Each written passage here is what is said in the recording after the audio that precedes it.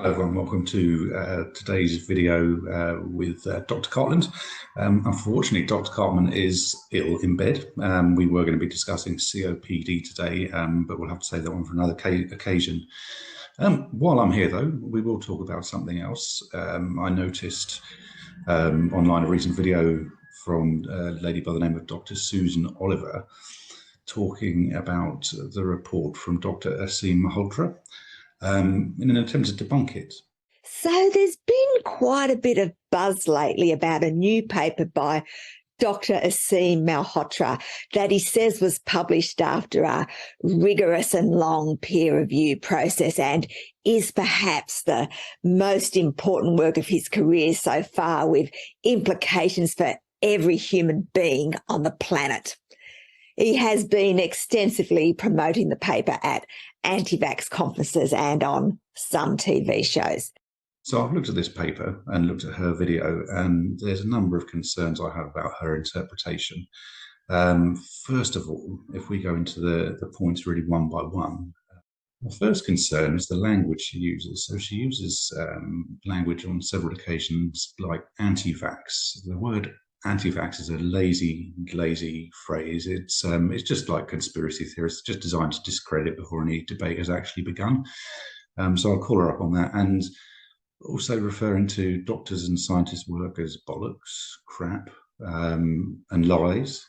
It's hardly respectful when someone's put a lot of work into something. So I think we need to call her out on that as well.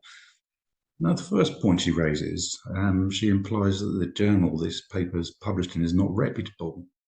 And is published in the Journal of Insulin Resistance, which seems like a strange choice to publish the most important work of your career. In fact, it seems like a strange choice even for an important paper about vaccines. Now, to be honest, I'd never heard of the Journal of Insulin Resistance prior to Dr. Malhotras' paper, so I decided to look it up on Scopus. And it turns out it's not there. And it's also not on Web of Science or PubMed, which is a major red flag that it may not be a reputable journal. Why? Yeah, so it hasn't done a great deal of papers. It's only been around since 2016, but everyone has to start somewhere. You know, the British Medical Journal, for example, that started somewhere. The Lancet, that started somewhere. At one point, they just had one paper each. She suspects some sort of corruption because Dr. Malhotras is on the editorial board of the actual journal it's published in. So why on earth would Dr. Malhotras choose this journal to publish his most important work ever? Well, I have no idea, but it's worth mentioning that he is on the editorial board. Now, a number of people have brought up the fact that being a board member means that Dr. Malhotras' paper possibly didn't undergo the rigorous peer review he claims. I don't actually see corruption there. I can't say there isn't, but what I would point out is that the pharmaceutical company actually funds the Medicines Health and Regulatory Agency. So if you're going to use that comparison on one, you have to use it with the other. So I don't have information there's corruption with either Dr. Malhotras or the Medical Health Regulatory Agency, and I wouldn't imply it. And I think it's, again, disrespectful and sensational that she does. The other thing she suggests is that the paper doesn't fit the scope of the journal and implies there's some sort of wrongdoing because of this.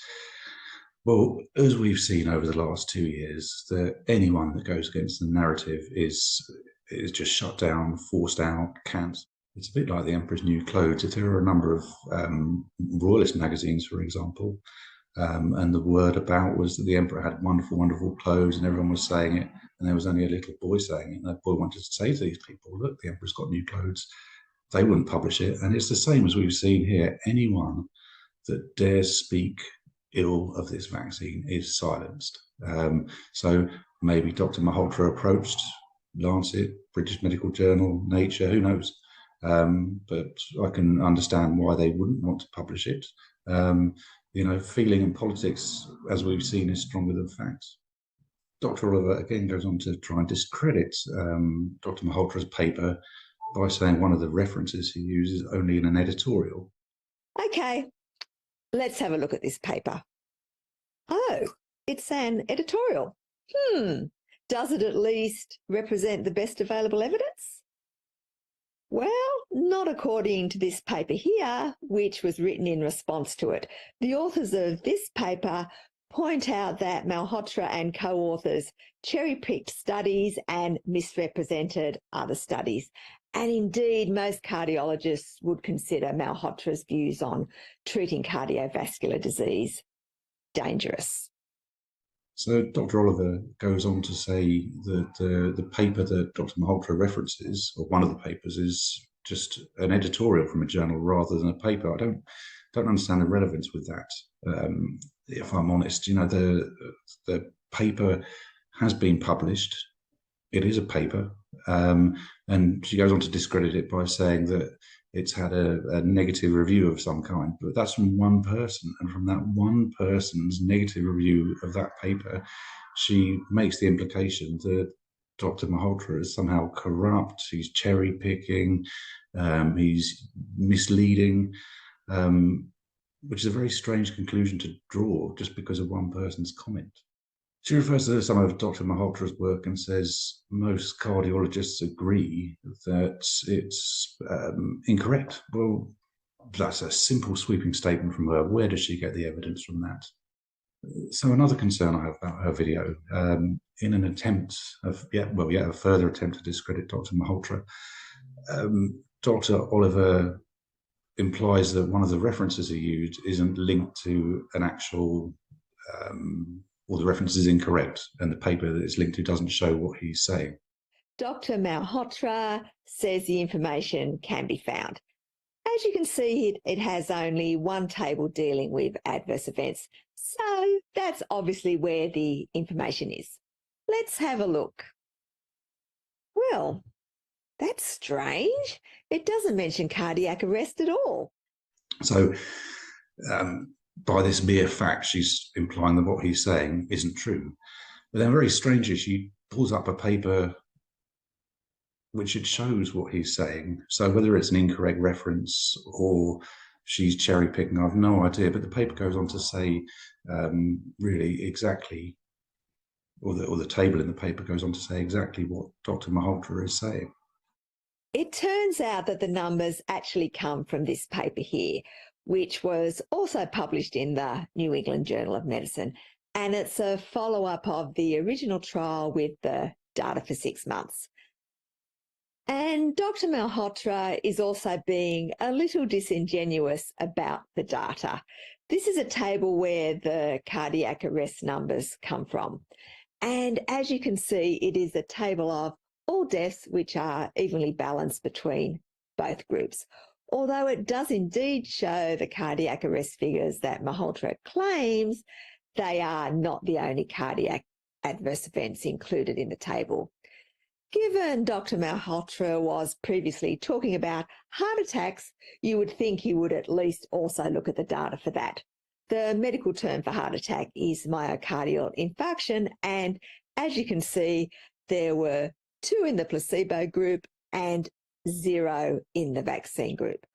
When she finally acknowledges that what Dr. Malhotra says is correct, she refers to the cardiac arrest, but then she goes on to say, but, if we're talking about cardiac events, we need to point out this. And she points out that myocardial infarctions or heart attacks are actually 0 for the vaccine group and 2 for the placebo group, which is correct.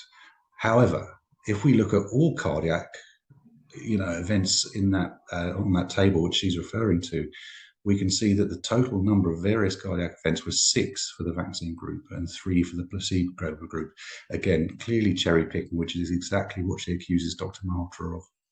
Another criticism she has of Dr. Malhotra's paper is where he expresses concerns about pharmaceutical companies, in particular vaccine, using the relative risk reduction rather than the absolute risk reduction. And she implies that this is perfectly normal, perfectly acceptable because of the small numbers in the group. Unsurprisingly, Dr. Malhotra decides to use the typical anti-vax talking point that although the trial showed high relative risk reduction, they only showed very small absolute risk reduction. And people should be talking about this more. As Dr. Malhotra should know, The reason the trials only showed low absolute risk reduction is simple. They were stopped before too many people had been infected. The Pfizer protocol set a target of 164 primary endpoint cases of confirmed COVID-19. So, by design, the trials concluded before the virus was allowed to harm too many people. I would completely dispute that. The numbers can be extrapolated by simple maths to a much larger population. A bit later in the video, Dr. Oliver points out that the relative risk reduction is 96%, and that is statistically significant. So yes, that is correct. But again, cherry picking, what she's failed to point out is that 96% doesn't stay at 96%. So the vaccine wanes.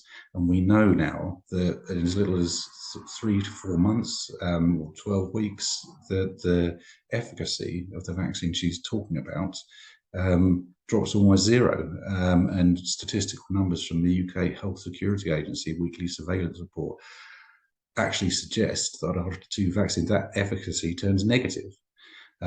So again, she's misleading the statistics and cherry picking again, which is what she implies Dr. Malhotras is doing. So in the video that Dr. Oliver made, she suggests that Dr. Malhotra references a paper claiming that people that have been vaccinated are counted as unvaccinated within 14 days is in fact bollocks or crap. I can't remember the word she uses, but she uses some expletive along those lines and goes on to show us a screenshot of the ONS definition. The UK ONS make it very clear that as soon as you are vaccinated, you are considered vaccinated for the purpose of their statistics. So both Fenton and Malhotra are talking crap. But I'm going to read a definition from the British Medical Journal. And it says, being unvaccinated was classed as a person having no record of receiving any vaccination or having had the first dose administered within 14 days of receiving a positive COVID test. So it's not bollocks, is it? It's not crap. This is from the British Medical Journal. And they're quoting the Intensive Care National Audit and Research Centre when they do that. So, yeah, by all means, there's different definitions, but again, we can see that Dr. Oliver is cherry picking in an attempt to discredit it. It's as simple as that.